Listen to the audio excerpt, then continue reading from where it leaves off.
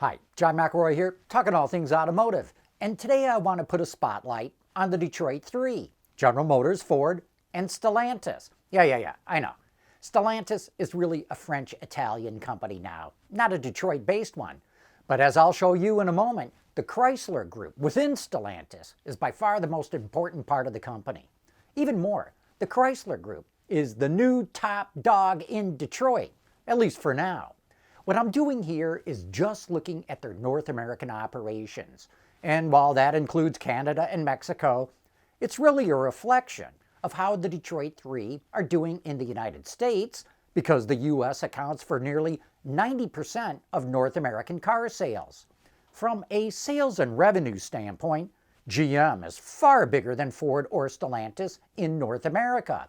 GM sold almost 600,000 more vehicles last year than Ford and over 1 million more than Chrysler did. And GM brought in almost $20 billion more in revenue than Ford and nearly $43 billion more than Chrysler. GM's North American operations posted an EBIT profit of just shy of $13 billion, up a very impressive 26% from the year before. GM's EBIT profit was $3.8 billion more than Ford's. But here's where it gets interesting. Chrysler made $1 billion more in profit than GM did. Remember, GM sold 1 million more cars than Chrysler, brought in $43 billion more in revenue, but Chrysler put $1 billion more on the bottom line. Their profit margins tell the same story. Ford earned an 8.4% profit margin in North America. GM was at 10.1%, and Chrysler was at 16.4%. Just to show you how good of a job that Chrysler did, Tesla posted a global operating margin of 16.7%. So Chrysler was just about as good as Tesla from a margin standpoint. And while the Chrysler Group sells a lot of full-size pickups and SUVs with very healthy profit margins, it's actually in the same ballpark as GM and Ford when you look at the average amount of revenue it gets per vehicle sold. GM gets an average of $43,800 for every vehicle it sells in North America. Ford gets $46,500, and Chrysler gets around $46,000. So Chrysler gets a bit more money than GM, but not as much as Ford. And at this point, we have to zoom out of North America for the moment and look at the global picture. One reason why Stellantis was so profitable last year is that it is not spending nearly as much money to develop EVs that GM or Ford are. GM spent $2.6 billion more on new product development last year than Stellantis did. Ford spent $600 million more than Stellantis. So as Stellantis ramps up its investments in EVs, presumably its margins will drop. And once GM and Ford get over their EV investment hump, presumably their margins will grow.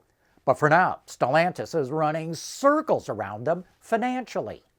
And while so many people are praising Stellantis CEO Carlos Tavares for brilliantly running the company, and he definitely deserves a lot of praise, for North America, the credit really goes to Mark Stewart, who runs the company's North American operations.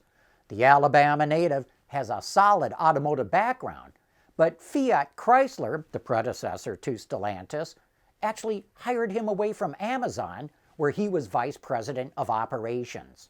When Tavares took over as CEO of Stellantis, he left Mark Stewart in charge of North America because Stewart clearly knows operations.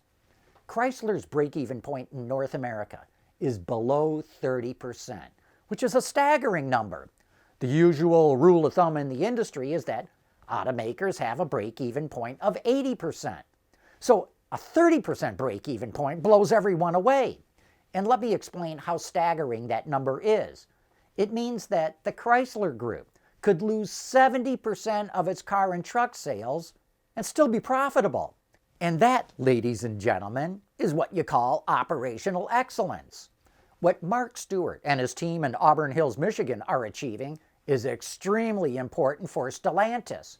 They are delivering 56% of the company's total profits, even though North America only accounts for 31% of all the vehicles that the company sells globally. Stellantis is performing brilliantly well, far better than what everyone in the industry thought it would do.